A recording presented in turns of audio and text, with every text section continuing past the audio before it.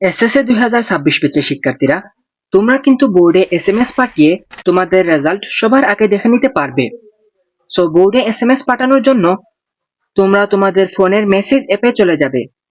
Message অ্যাপে যাওয়ার পর নিচে কোনায় যে অপশনটি থাকবে সেখানে একটি ক্লিক করবে। আমার এখানে স্টার চার্ট লেখা রয়েছে। তোমাদের কারো ফোনে প্লাস বাটন থাকতে পারে, আবার কারো ফোনে পেন্সিলের মতো একটি আইকন থাকতে পারে। সো তোমরা সেখানে ক্লিক করে দিবে। ক্লিক করার পর এখানে টু নামের একটি অপশন পাবে। এখানে আমাদের একটি নাম্বার টাইপ করতে হবে, অর্থাৎ এখানে বোর্ডের নাম্বারটি লিখতে হবে।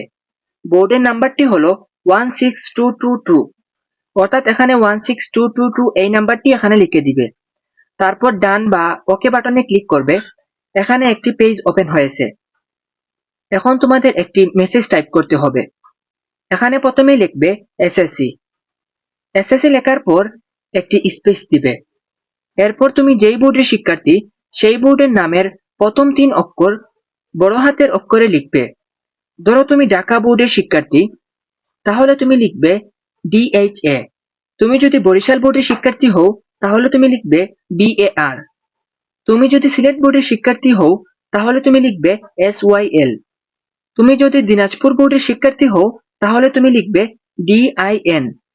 অর্থাৎ স্ক্রিনে আমি যে বোর্ডগুলো তোমাদেরকে দেখিয়ে দিলাম, তোমরা সেগুলো দেখে তোমাদের নিজের বোর্ডের প্রথম 3 অক্ষর লিখবে। এই বোর্ড কোড লেখার পর আবার একটি স্পেস দিবে। এরপর তোমার রোল নম্বর লিখবে। আমি এখানে একটি নমুনা রোল নম্বর লিখে দিলাম। রোল নম্বর লেখার পর আবার একটি স্পেস দিবে। এরপর তোমার পরীক্ষার সাল লিখবে।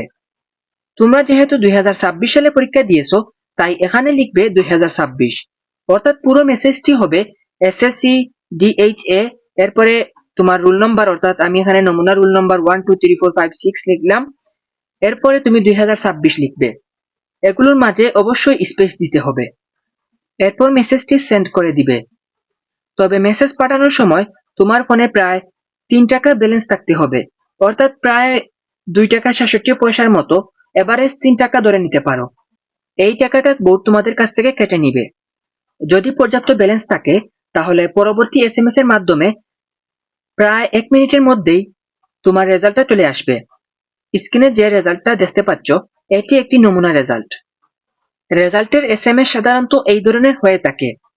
প্রথমে তোমার নাম থাকবে, তারপর এসএসসি লেখা থাকবে, এরপর তোমার বোর্ডের নাম থাকবে, তারপর তোমার রোল নম্বর থাকবে, এরপর জিপিএ দেখাবে। জিপিএ দেখানোর পর কিছু বিষয় কোড দেখা যাবে, যেমন 101, 107 ইত্যাদি।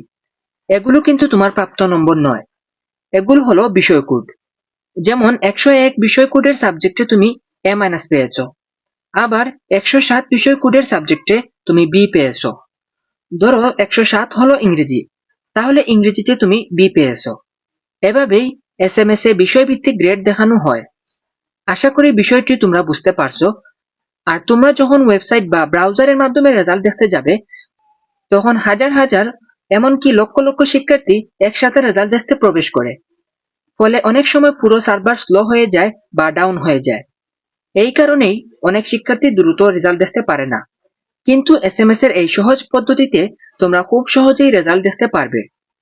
এছাড়াও যারা রেজাল্ট দেখতে ভয় পাচ্ছ, রেজাল্ট দেখতে কোনো সমস্যার সম্মুখীন হচ্ছ, কিংবা রেজাল্ট প্রকাশের পর মনে হচ্ছে তোমার ফলাফল প্রত্যাশার তুলনায় খারাপ হয়েছে, মনে হচ্ছে এটি তোমার রেজাল্ট নয়, এবং পুনরায় সেটি যাচাই করে দেখতে চাও, তারা আমাদের সাথে যোগাযোগ করতে পারো।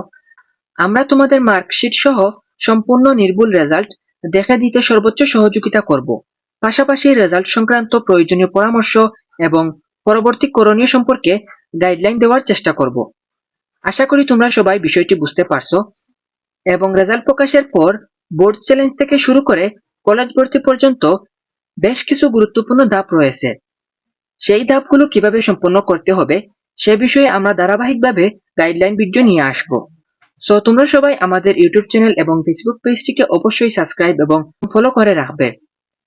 পরবর্তী ভিডিওতে আমি তোমাদেরকে দেখাবো কিভাবে মার্কশিট সহ রেজাল্ট দেখবে, অর্থাৎ সিকিউতে কত পেয়েছো, এমসিকিউতে কত পেয়েছো, সেগুলো কিভাবে দেখবে সেটিও দেখাবো। এই বিষয় নিয়ে খুব শীঘ্রই একটি বিস্তারিত ভিডিও আপলোড করা হবে। তোমাদের সবার রেজাল্টের জন্য রইল অনেক অনেক শুভকামনা।